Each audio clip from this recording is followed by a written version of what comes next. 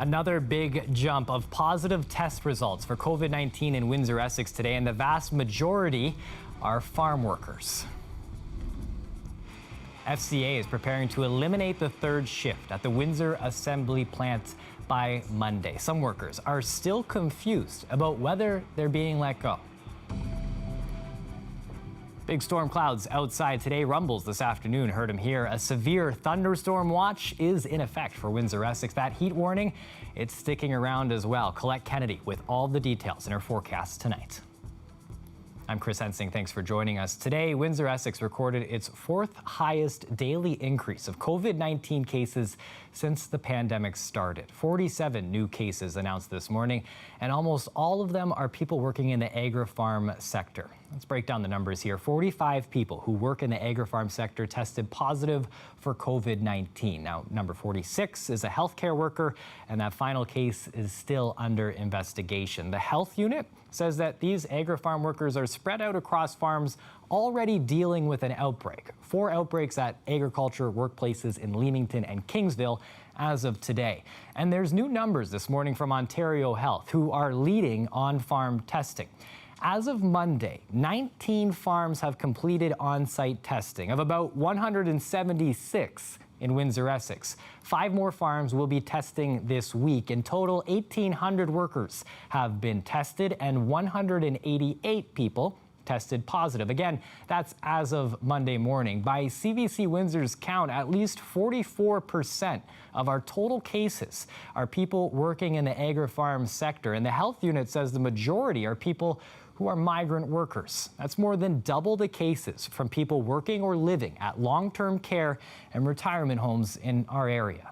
Now, locally, the medical officer of health says that the high rate of the virus in migrant workers, it has to do with living conditions. Dr. Ahmed says that one positive case at a bunkhouse can cause a very quick spread. The biggest challenge, what we have been identifying right from the beginning of this pandemic, especially in this worker, is the living arrangements and the accommodation that these workers live in. Once you have a positive case, it's very easy to spread it to pretty much everyone who lives in the same bunkhouse or in the same accommodation. So the key approach has always been to prevent any introduction of this case in any of these farms. Now, as we see increasing cases, a pop-up isolation center has been set up at Nature Fresh Farms Recreation Center in Leamington. They're partnering with Bruce Power and ready to isolate local farm workers. Here's a shot inside of the arena to give you a sense of what they're putting up. 50-bed pop-ups are provided by Bruce Power along with personal protection equipment. The goal, to help local farm workers with COVID-19. Beds, dividers, gloves, and linens are ready to be put to use if or when it's necessary. Hundreds of auto workers will be out of a job next week. The third shift at FCA's Windsor assembly plant will end on Monday. It was announced last March, but the end date kept getting pushed back, adding hope, but also uncertainty.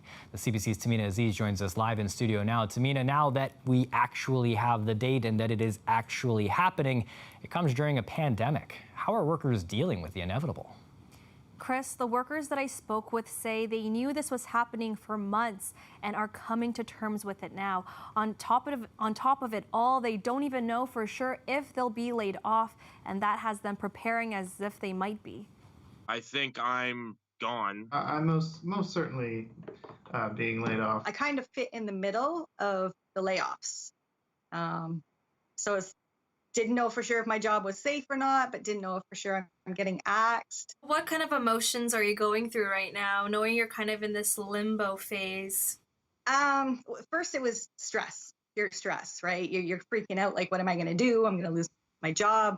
I have a house, I have a car. How do I pay for everything? And then I just kind of accepted the fact that, okay, I'll probably lose my job. What do I got to do to stay afloat? I think heartbreaking sums it up pretty well. I mean, thankfully I'm someone who always saw this job as a gift from God, and I've learned to never take anything for granted. But, when you feel like, that this is what you're going to do and then it's taken away, it's devastating. At this point, I just want it over. It's been so dragged out. All these extensions are just more annoying than anything because you don't get to move on with your life yet, even though I'm gone. How is job hunting like for you right now? It's not. I haven't even, with COVID and everything, haven't even tried. I haven't even tried. I'll take the layoff, end up on EI for a while, if I get laid off. I started planning as soon as I originally got the notice of the elimination of the third shift. Unfortunately, though, due to the whole pandemic, I was supposed to be going into a trade, but they still have guys laid off for the company I was supposed to go work for that haven't even been brought back yet. So in terms of that starting, I have no idea when that's going to go now. There's a government program that I'll be looking at to pursue a trade. Yeah, I think I've just had to come to grips with it. It's been a year oncoming now, so it as it draws closer, though, it weighs a little bit more emotionally. So overall, these workers seem to be optimistic and approaching the situation the best they can. I also spoke to Bill Alder, who's been working at the plant for 24 years. He just accepted his buyout. Alder says he's happy with it because he was planning on retiring next year and isn't losing out on too much money. He also hopes that by accepting this buyout, this will open up a job for another worker. Chris. Thanks for this, Tamina. The CBC's Tamina Aziz live tonight. Canada's Auditor General released her spring 2020 report today, delayed by COVID-19. The report includes a scathing review of the Canada Border Services Agency. Auditor General Karen Hogan says that the CBSA has lost track of tens of thousands of foreign nationals who've been ordered to leave the country. The report concludes that the agency did not move to deport the majority of people who were subject to enforceable orders, and that was for immediate removal. It also says that despite a recent increase in removals, the agency has a backlog of about 50,000 enforceable cases. Public Safety Minister Bill Blair says that he accepts the recommendations and that the CBSA will take measures to address the concerns. Well, there's a number of people calling for the defunding of police here in Windsor. The executive director of a youth program in Windsor disagrees, but he is calling on more funding for programs like his. Dale Molnar reports. The mayor says defunding the police is nonsense. It would result in cutbacks to service. There you go. Nice job. Mahari Hagos runs the MH100 youth program, usually in the Glengarry neighborhood. He agrees with the mayor. The people that are saying defunding the police obviously don't work downtown. They don't live in Glengarry. They don't live in the West End. So they don't understand that the crime, the drugs, they don't understand what's going on.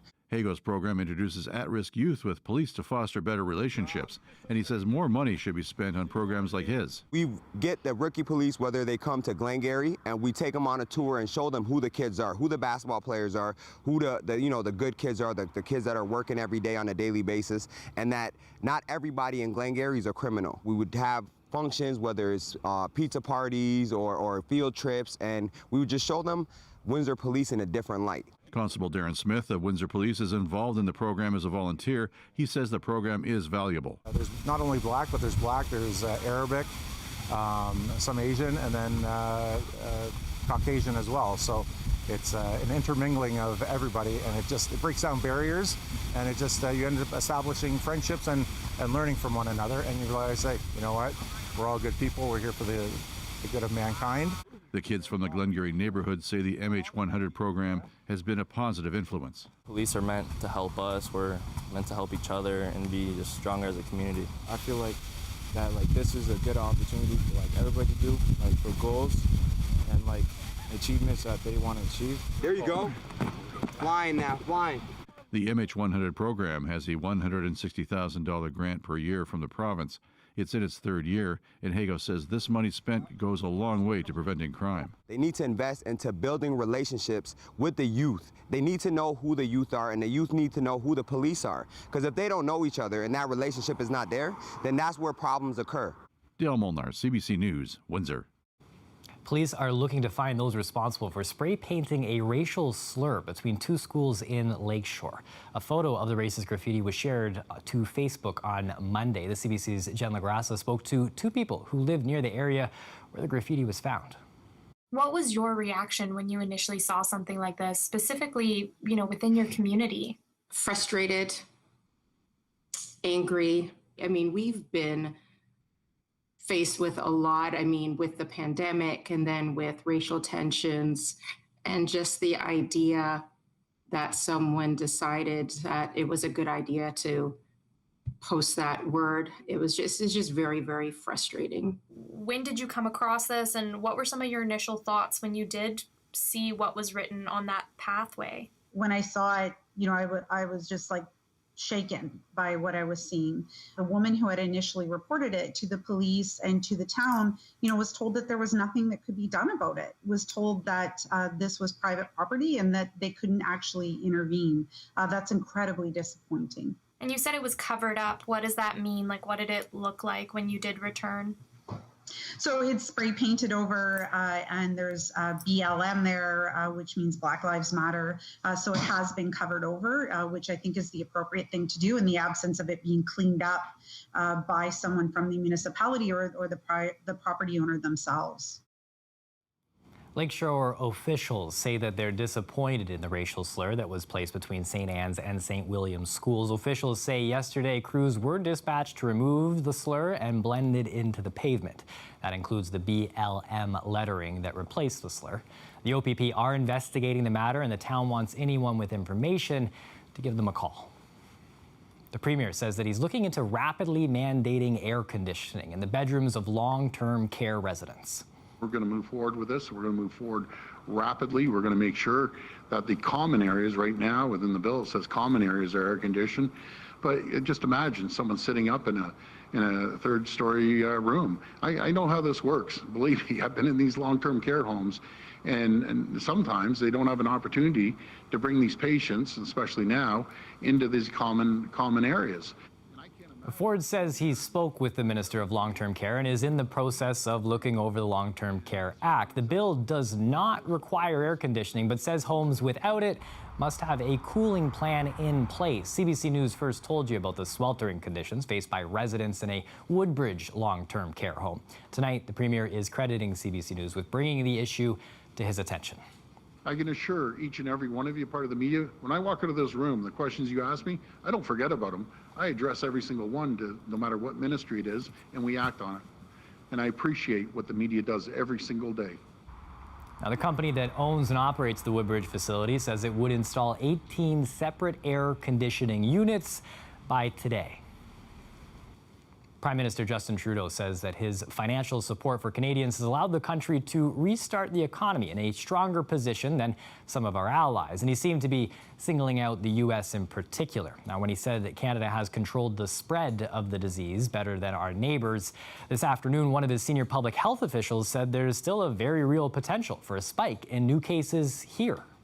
The epidemiology indicates that the transmission is largely under control in Canada, while also showing us that cases can reemerge at any time or place. Canada's Deputy Chief Public Health Officer says he expects a resurgence of COVID-19 infections through the summer and into the fall. Places that currently have few or no cases could be hit if people let down their guard as businesses continue to reopen.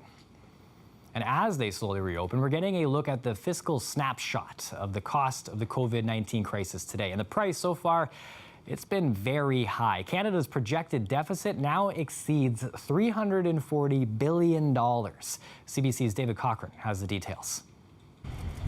In the long history of Canada, no finance minister has ever given a fiscal update quite like this, because there has never been a time quite like this. At a time when Canadian workers and families are facing significant hardship, austerity and tightening your belt is not the answer.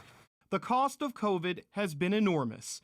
The projected deficit now $343 billion, the biggest since the Second World War.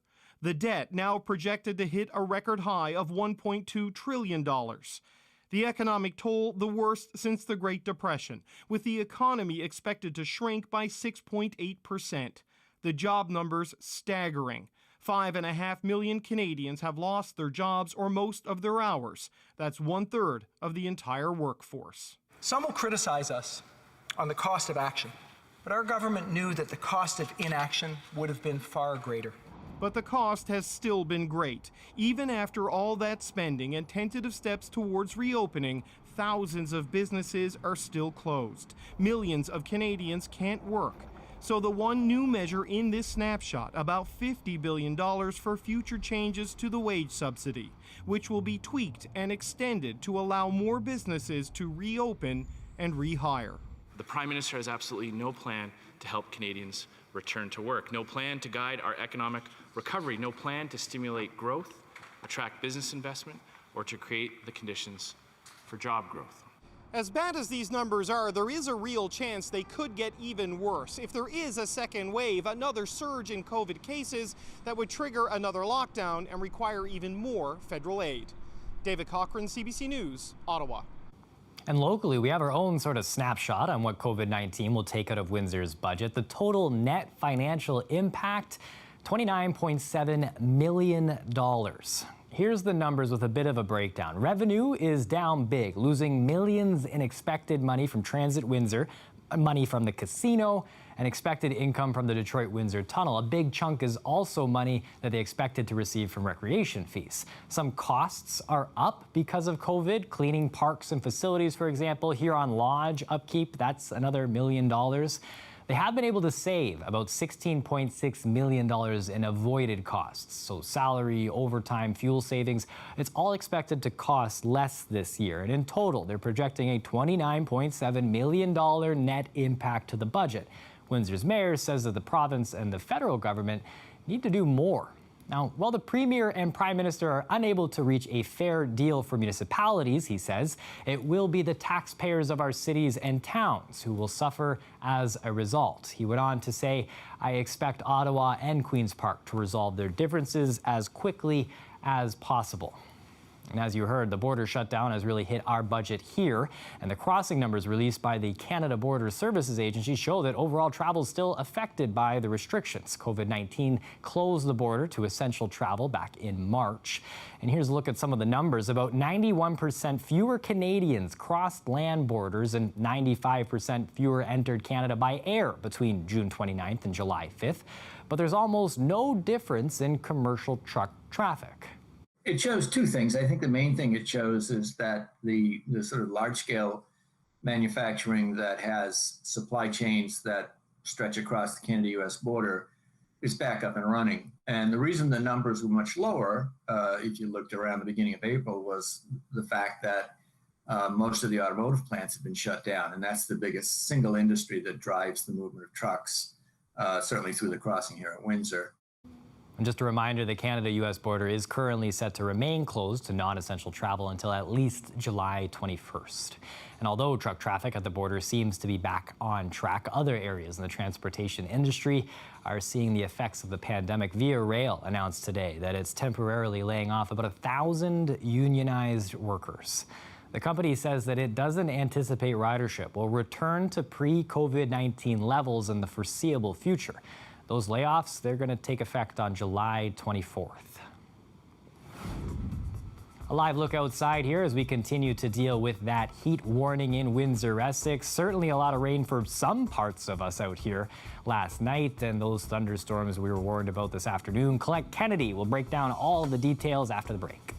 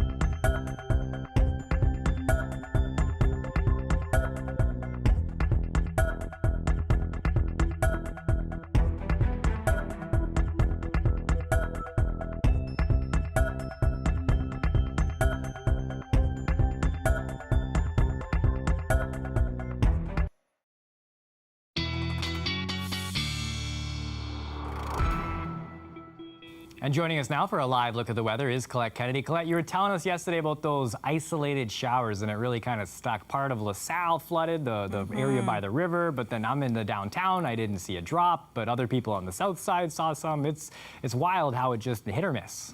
It can be somewhat annoying, these kinds of pop-up storms that we get, because they put a great deal of rain down, and usually in like one area or another in a short amount of time. So areas that are prone to flooding then tend to flood if you get caught into one of these, and areas that really need the rain, we need to kind of spread it out, and these just aren't the kind. It's not the kind of widespread rain that we need, and it just tends to wreak havoc and not do what we need it to do. We are still into the severe thunderstorm watch along the north shores of Lake Erie. It extends along the north shores of Lake Ontario as well. I don't anticipate that Environment Canada are going to hold these much longer, but they are in place, and I can show you the radar here and how things are kind of winding down. Look at all those lightning strikes from earlier and see how these cells are just kind of drying up, losing some of the energy from the sun and the daytime heating. Still lots of humidity there, lots of moisture in the air, but as things tend to go, as we get later in the day, these things wind down rather. They wind up in the afternoon and then they wind down. So our heat warnings, those are in place. We've got a few more days to go yet, and then we'll likely see these kind of lifted. They may come back, though, next week because the heat will be coming back. Our current temperature is sitting at 30 degrees, and then the humidex value, it kicks us up, getting close to 40 in terms of that value. It's going to go back there tomorrow afternoon. So I want to just show you what kind of the projections are. Tomorrow, even though you see these cells popping up tomorrow afternoon, I think they're primarily going to be just to the west of us and will likely be dry. So I put an isolated pop-up in the forecast. Most of it should stay west and then pull northward. Now into Friday, it'll be a little more organized as a cold front's actually going to be coming through. It's not going to be that cold of a cold front. This is July, but a cold front coming through, a little more organized rainfall, so it spreads it around a little more, and we get some moisture in some of the areas that need it. So a little more widespread. Still, some of those showers go into the weekend with us. Tonight, though, those temperatures similar to what we've been experiencing. Drier conditions, 23. Tomorrow, 34, feeling like 43. Isolated storms mostly staying away from us, so most of us will have dry conditions. And there we go into Friday, another day in the 30s. We'll be close on Saturday, and then some cooler days. But by about Tuesday, Chris, I think we're going to be back with a 3 at the beginning of our numbers for our temperatures once again. That's okay. A little break there, a little break. Thanks for this, Colette. Yeah, you're welcome. Coming up next, we will take you to Washington, where Justin Trudeau was not today, as the president of Mexico and U.S. met. That's next.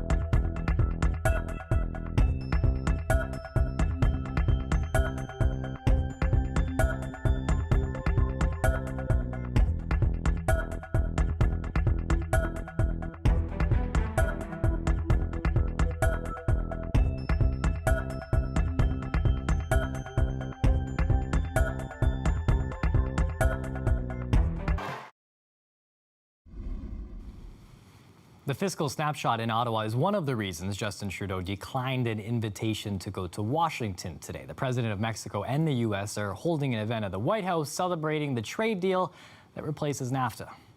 We will have a separate day with Canada. They're coming down at the appropriate time. The two signed a joint declaration on friendship and cooperation and held talks on the new trade deal. It went into effect in all three nations on July 1st. Despite Trump's verbal and Twitter attacks on Mexican immigrants and Mexico, he says he has a warm relationship with the president of Mexico. Trump said he'll be speaking with Trudeau by phone today. And as everyone starts to rethink how they're going to spend their summer holiday during the pandemic, some Belgians are taking things to another level. That there is a tent hanging from a tree. Now, if it had been a chrysalis, one can only hope that what comes out of that would be a big, harmless butterfly. These teardrop-shaped tents also double as art installations. They were originally designed in the 1990s for environmental activists who were camping in trees in an effort to try and stop deforestation. And now this unusual experience is a popular local tourist attraction. It doesn't seem too bad as long as they're not that high off of the ground. It is 6:29 p.m.